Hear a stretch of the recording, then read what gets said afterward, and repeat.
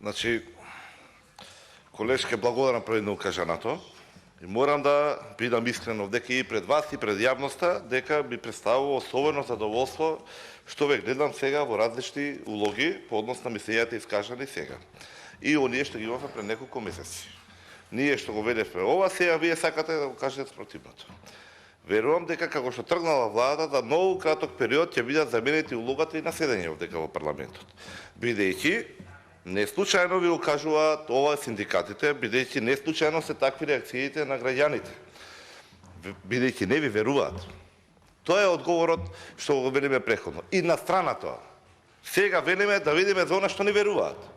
Тие веруваат дека ние можеме да се надминеме самите себе си, ние како опозиција, односно како предлагачи на амандманот, да најдеме доволно капацитет, сила, нерви, вокабулар, соодветни зборови, пристапи така натаму, дивните барања преточени во овој амандман да допрат до мнозинството и заеднички, без никаква политика, повторувам, како што е во нивното барање, ќе се држам стриктно до истото, зашто верувам дека со најискрена намера го имаат пуштено, едногласно да го изгласаме амандманот и од амандман предложено од синдикатите да не правиме политика.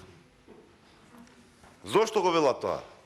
Бидејќи читаат, пратат, гледаат. Имаме извештај од ДЗР каде што вели заедно со експертите дека 1 милијарда евра за време на кризата беа малтене фрлени во бунер. Со мали или никакви ефекти, нетранспарентно спроведени. Тоа се официјалните работи кои што се повекуваат. Сега имаме милиарда за таму, немаме 30 милиони за тука. Имаме 76 милиони, барем 20 пати ги слушав овие 3 дена кај што кажувате стојат тие на страна ги заштитиме сигурноста на граѓаните. Така го реков колегите наши од мнозинството. И сега велиме тие 76 зашто се не знаеме, ќе стојат за резерва, а дека 30 што можеме веднаш да ги искористиме, велиме не се потребни. Потребни се, бидејќи колешката преходно го кажа и колешката пред неа дека ситуацијата тешка, дека секој денар што можеме да го насочиме на правилната страна во интерес на граѓаните, во интерес на работниците, ќе биде полезен, квалитетно потрошен. За некој промил од 4,7 милиарди буџет. Дали знаете дека со ребалансот колку се ги изголемува владата вкупни расходи? Ева во контрарепликата кажете ми го, ја нема да идам понатаму повеќе. 5,9%. 260 милиони евра. Колку барања на синдикатот може да се преточат само во разликата помеѓу декември и јуни.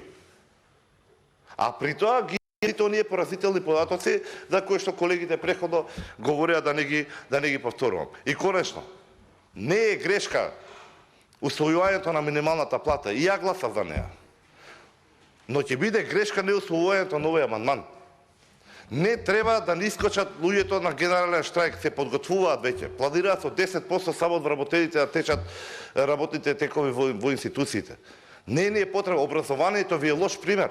Исто и таму беше укажувано, па требаше да имаат штрајкови, па да има настава, па да имаме стресови и на родители, и на општество, и на институции, па и ние овдека на крајот на криштата, и конечно се стигна да се договори.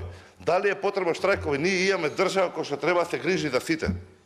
И така гледаат и синдикатите. Она што го рековте вие, подеднакво за сите. Бидејќи трошоците, тешкотиите, проблемите со кои што се соочуваат секојдневно, сите подеднакво ги засегаат.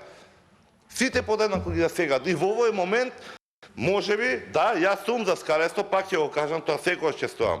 И за условите како треба да се стигне и начинот како добро се прави, но во овој момент, ако тоа значи дека линеарното поскапување од 2800 денари може да се излезе пресред на луѓето што го бараат, можеме да направиме добра точка, дека таа е појдовна точка за заеднички овдека едногласно се успе и го прифаќам.